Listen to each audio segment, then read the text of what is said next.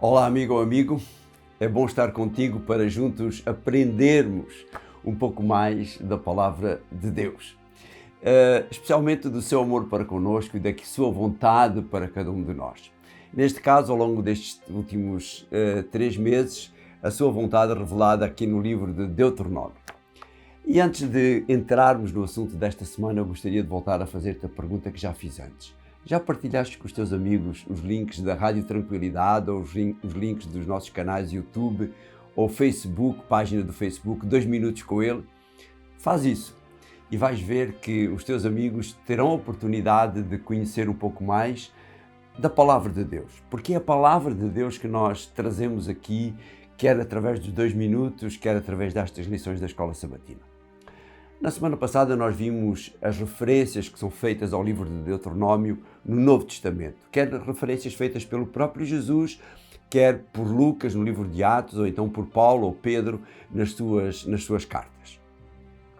Esta semana chegamos ao final do livro de Deuteronômio, é a 13ª lição que estamos a ver deste livro, e nós iremos ver nesta lição como a vida, o seu ministério e até a morte e ressurreição de Moisés revelam o caráter de Deus, revelam o amor de Deus para com a humanidade. E é exatamente sobre essa ressurreição, a ressurreição de Moisés, que fala o texto base da nossa lição, que vem no penúltimo livro da Bíblia, a carta de Judas, e no verso 9, onde ele diz: Ora, nem o arcanjo Miguel ousou fazer semelhante coisa, quando ele discutia com o diabo para saber quem ficaria com o corpo de Moisés.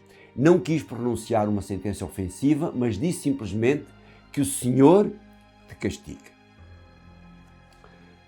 O livro de Deuteronômio não é exatamente uma biografia de Moisés. A biografia de Moisés nós encontramos especialmente no livro de Êxodo.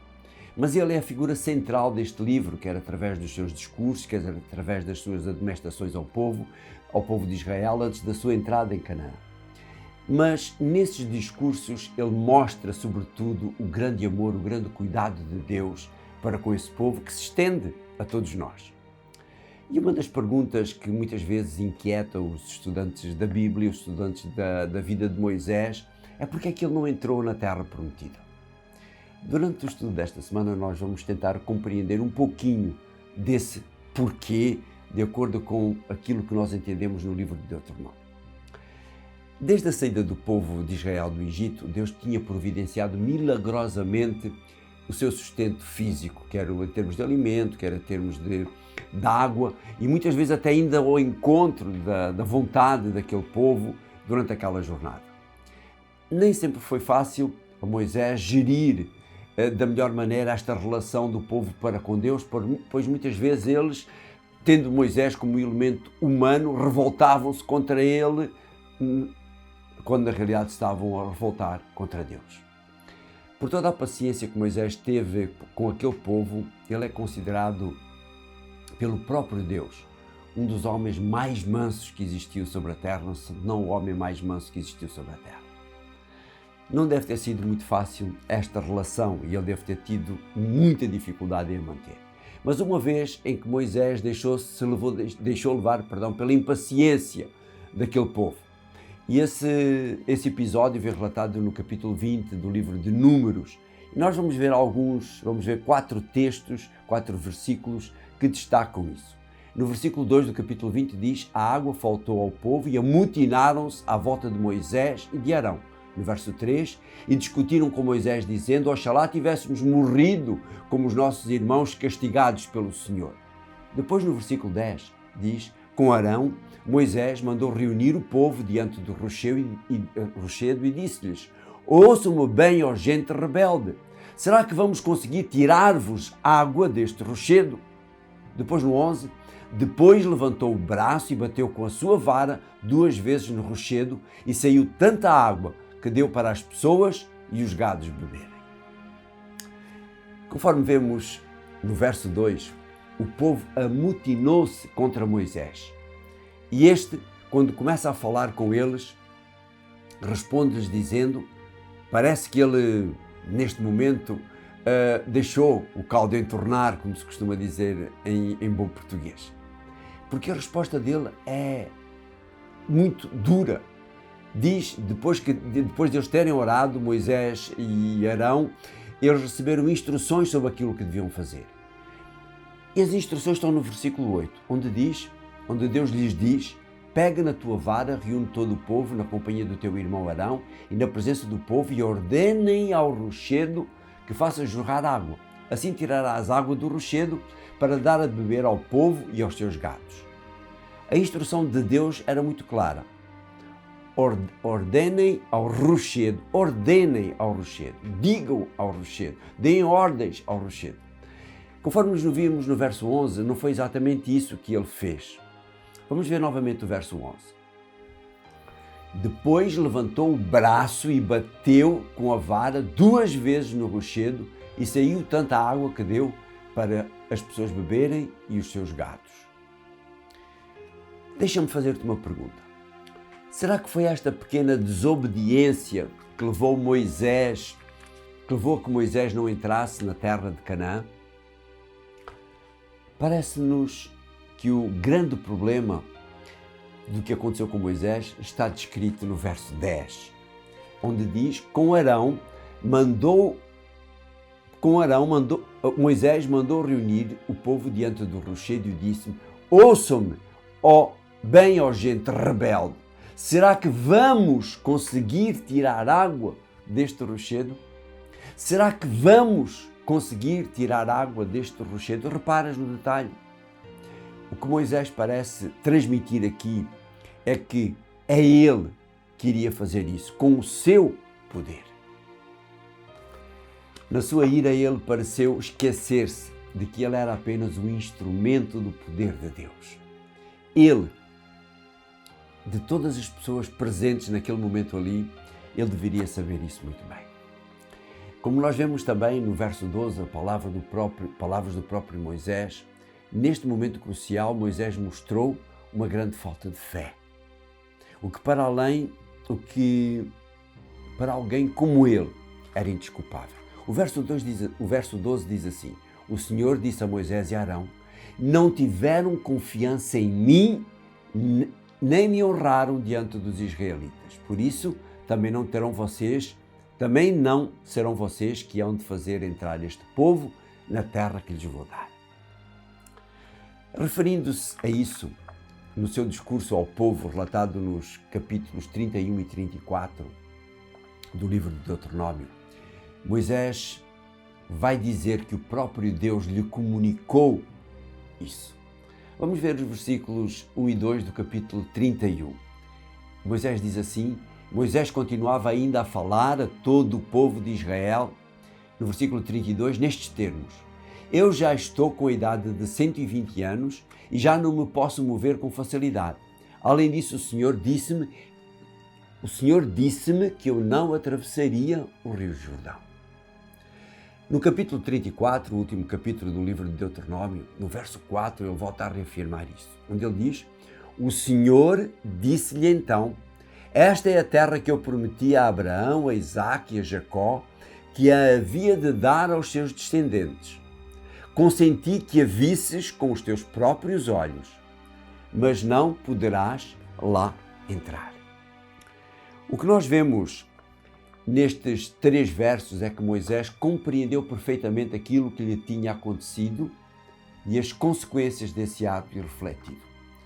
Consequências essas que acabaram, podemos assim dizer, por manchar a sua trajetória como líder deste povo. Nos primeiros 6 versículos do capítulo 34, como dissemos, o último capítulo de Deuteronômio, encontramos o final de Moisés aqui nesta terra, seguindo mais uma vez as ordens dadas por Moisés. Vamos ver apenas os versos 4 e 5, onde Deus fala com Moisés e é relatada então a sua morte. No versículo 4, o Senhor disse-lhe então: esta é a terra que eu prometi a Abraão, a Isaque e a Jacó, que havia de dar aos seus descendentes. Consenti que a visses com os teus próprios olhos, mas não poderás lá entrar. Depois, no verso 5, Moisés, o servo do Senhor, morreu em Moabe, tal como o Senhor tinha dito. Antes de Moisés morrer, Deus, de uma forma sobrenatural, deu-lhe a oportunidade de ver aquela terra que ele tinha preparado para o seu povo. Deus estava a ser fiel para com ele, mostrando-lhe as promessas da aliança que ele tinha feito com os seus ascendentes, com Abraão, com Isaac e com Jacó.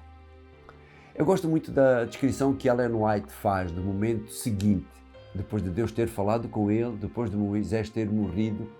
Vê o que ela diz em Patriarcas e Profetas na página 348, da versão digital.